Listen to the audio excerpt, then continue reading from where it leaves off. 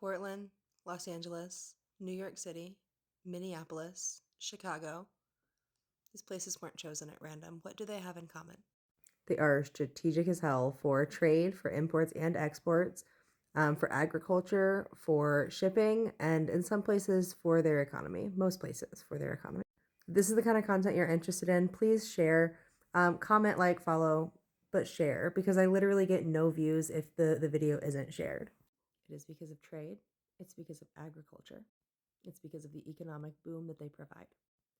And when we realize that, then we can start to predict where the next cities are and where the next strategic locations are, the ones that they didn't pay all that much attention to because they assumed they were safe.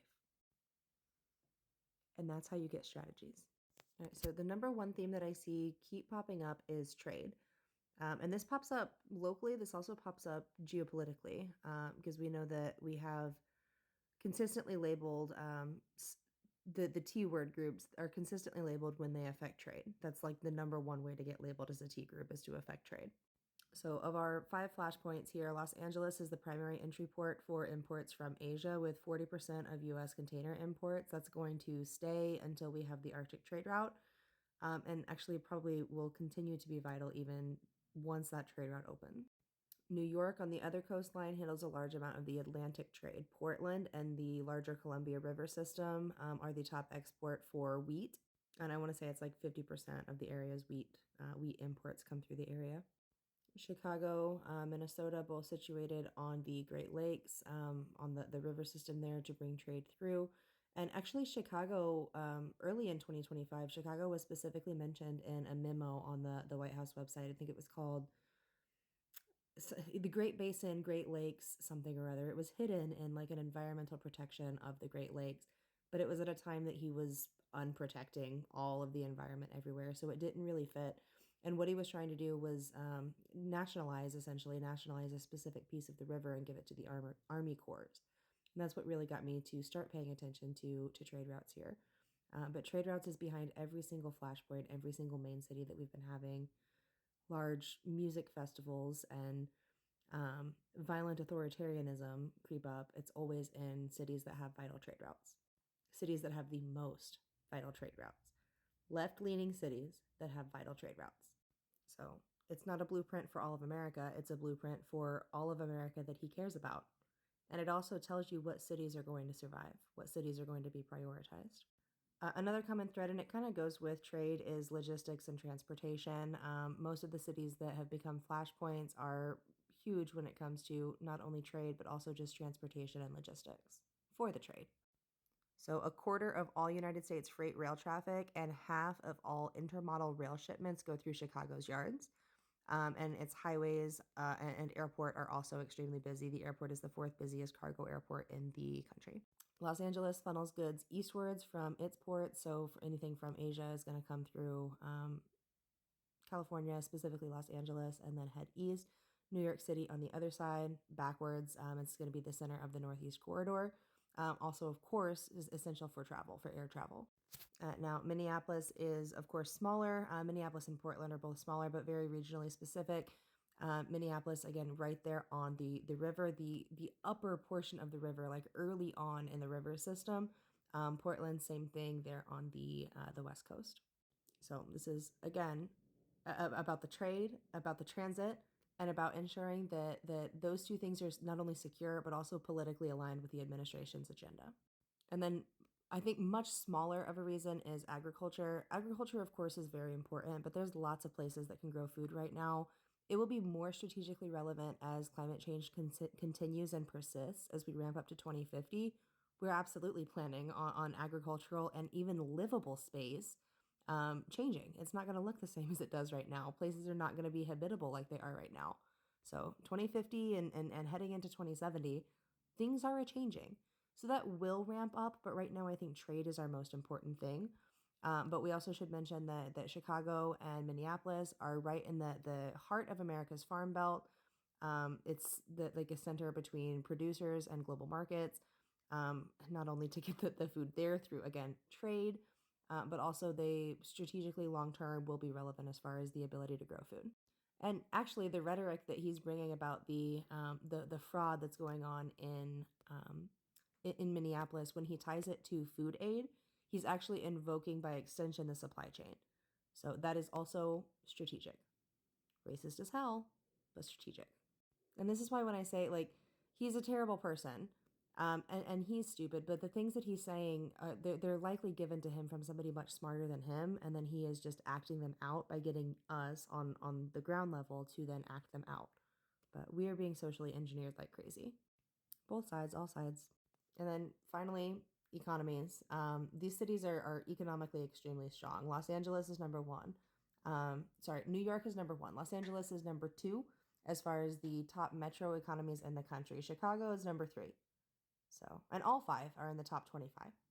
So it sets this precedence. It sets this message of like, oh, these elite cities, these super rich cities are governed irresponsibly. Look at all of this fraud. Look at all of this wasted money in strategically located cities that he wants to secure the political alliance to.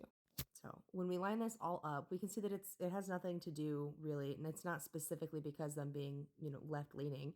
It's because they're left leaning or non-aligned ideologically, and also strategic as hell. I think that last point is the most important part. So let's talk about the other places that are strategic as hell that haven't yet been made flashpoints, that could easily become flashpoints if either they don't align, they act out, so to speak, or simply when their time comes. These are the places that will be prioritized. So if we follow the same logic, then Houston, Texas would be extremely strategic because it's a huge port, core U.S. oil provider, core petrochemical provider, and then it's a gateway for Gulf Coast shipping as well as for food, grain, fertilizer, things like that. It also has some weak points that administrations could hop into to exploit them, and that would be energy policy, immigration enforcement, and anything that's going to affect their market. So fuel prices, oil prices, shipping, etc. And then another city on the other side of the Mississippi River from Minneapolis and Chicago would be New Orleans. So New Orleans, I never know the right way to pronounce it, but it handles 60% of United States grain exports alone. 60% of the exports come through New Orleans. It's at the mouth of the Mississippi River. It's critical for fertilizer, for chemical, for shipping in general, and it is key for military logistics. So control of that food choke point is strategic. Control during any sort of a climate disaster, which if you follow my page, you know we're coming up on, that is strategic. They also have an extremely fragile infrastructure, extremely fragile economy. They're historically marginalized, and they're at risk of weather-related events. Honestly, New Orleans coming in the news again is just a matter of time. Another one that I think scraped by because of their willingness to lean a bit more red is going to be Savannah, Georgia, because they, again, are a shipping container port. Fastest growing shipping container port in the United States. It's a major East Coast alternative to the other side of the country, the Los Angeles, and they're also tied to manufacturing and agriculture. They've got strong railroads connecting the Midwest to Atlantic trade. If things shift at all with China, Georgia becomes very relevant. Savannah, Georgia becomes very relevant.